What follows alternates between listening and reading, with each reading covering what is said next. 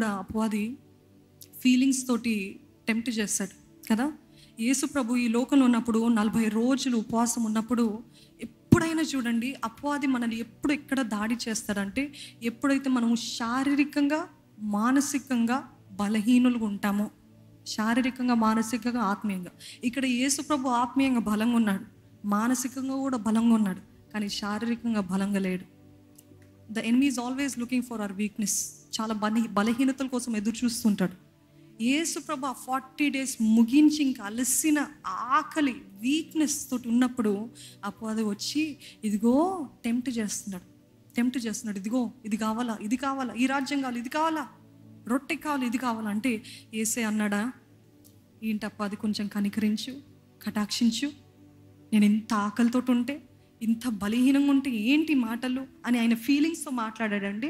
ఈరోజు మనమైతే అట్లనే మాట్లాడతాం కదా, ఫీలింగ్స్తో మాట్లాడతాం. అపవాదితోటి కూడా నన్ను బాధ పెట్టాడు తెలుసు అపవాది, నన్ను ఇంత మాట అన్నాడు అంటే ఫీలింగ్స్కి తినిపిస్తున్నామంట. What you feed becomes great in your life, what you feed becomes big in your life. చిన్న బిడ్డ ఎదగాలంటే ఏం చేస్తారు?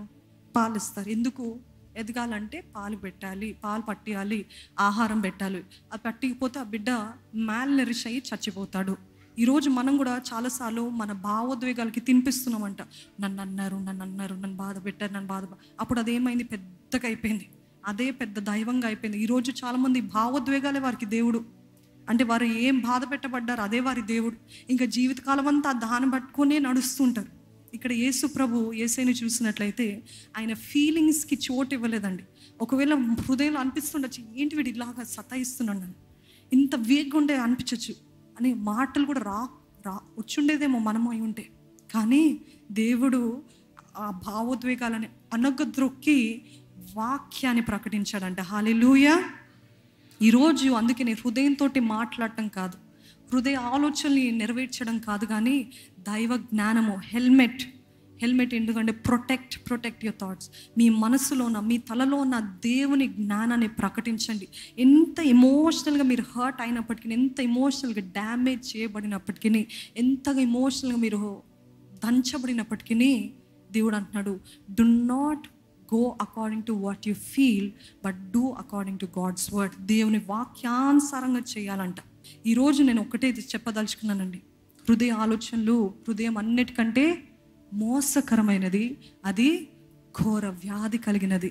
అంటే ఇక్కడ నుండి వచ్చే ఆలోచనలు మీరు ఎంటర్టైన్ చేశారు అనుకోండి, ఇంకంతే మనల్ని మోసం చేసేస్తుందంట. ఘోర వ్యాధి అంటే మన జీవితం అంతా కూడా వ్యాధితో, అంటే బాధతో, ఇబ్బందితో నింపబడుతుందంట.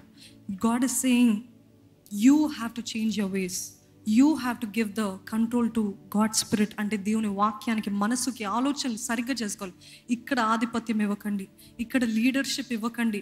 హృదయం ఎప్పుడైతే ఆధిపత్యంలోకి వచ్చిందనుకోండి, హృదయము అధిపతిగా మారాడనుకోండి, మన జీవితం అంతా కూడా విచ్ఛిన్నం అవుతుందంట. ఈరోజు దేవుని సన్నిధికి వచ్చిన ప్రతి ఒక్కరము సనుగుతూ, గొనుగుతూ, ఇవి చేస్తూ ఐ ఫీల్ అంటే కుదరదండి. ఈరోజు మన జీవితంలో దేవుని సన్నిధి వెళ్ళిపోవడానికి కారణం ఏంటి తెలుసా అండి? హృదయాన్ని అధిపతిగా చేస్తాం. మన భావోద్వేగాలు, ఎమోషన్స్ని అధికారం ఇచ్చాము కాబట్టి దేవుని మహిమ వెళ్ళిపోయింది. ఇక్కడ సరిగ్గుంటే మన జీవితం అంతా బాగుంటుంది. తైలాభిషేకము నాకు దయచేయ్య, తలను అభిషేకించయ్య, నా తలను అంటయ్య, నూతన నూనెతోటి నా తలను అంటూ. ఎందుకంటే ఇక్కడ సరిగ్గుండాలయ్యా. నేను చిక్కులు పడిన మనస్సుతో ఉన్నట్లయితే అక్కడ దేవుని మహిమ ఉండదు. అందుకే నీ జీవితంలో అంతకంతకు దిగజారిపోతూ ఒంటరిగా అయిపోయారు, ఎవరు మాట్లాడే వాళ్ళు లేరు. ఎందుకు? Because God has left, his glory has left. ఎందుకు?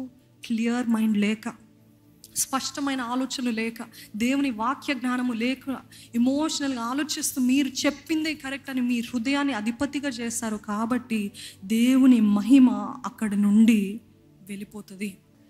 దేవుని సన్నిధిని వచ్చిన మీరందరికీ కూడా మీకు ఒక చిన్న విన్నపం అండి. దేవుని జ్ఞానాన్ని అడగండి. దేవాని వాక్య జ్ఞానంతో నన్ను నింపు. గివ్ మీ అ క్లియర్ హెడ్ లార్డ్, క్లియర్ స్పష్టమైన ఆలోచనలు దయచే, వాక్య జ్ఞానము దయచే. ఏ రీతిగా ఆలోచించాలో నీవే తండ్రి, ఏ ఆలోచనలు నీకు లోబడేలాగా చేయాలో నాకు నేర్పించయ్యా. I'm telling you again, if you do not have a clear mind, స్పష్టమైన మనస్సు, తేలికైన మనసు మీకు లేకపోతే దేవుని మహిమ మీ పైన ఉండదండి. ఇంతకాలం ఇదే మార్గంలో వెళ్ళారేమో, ఈ భావోద్వేగాల ఎమోషన్స్ తోటి నడిపించబడ్డారేమో, కానీ దేవుడు అంటున్నాడు ఈసారి నువ్వు మార్పు చెందాలి, నేను మార్పు చెందడానికి సిద్ధంగా ఉన్నాను అన్నవారు ఉంటే హల్లెలూయా చెప్తారండి? హల్లెలూయా అని గట్టిగా చెప్తారా? It starts with your head. ఇక్కడ తైలాభిషేకం ఇక్కడ నుండి ప్రారంభిస్తే శరీరం అంతా కూడా పరిశుద్ధపరచబడుతుంది. ఇక్కడ సరిగ్గా ఉంటే జీవితం అంతా కూడా నిమ్మలంగా మారుతుందండి. ఈరోజు దేవుని అడగండి, దేవా నీ అభిషేకము నాకు కావాలయ్యా,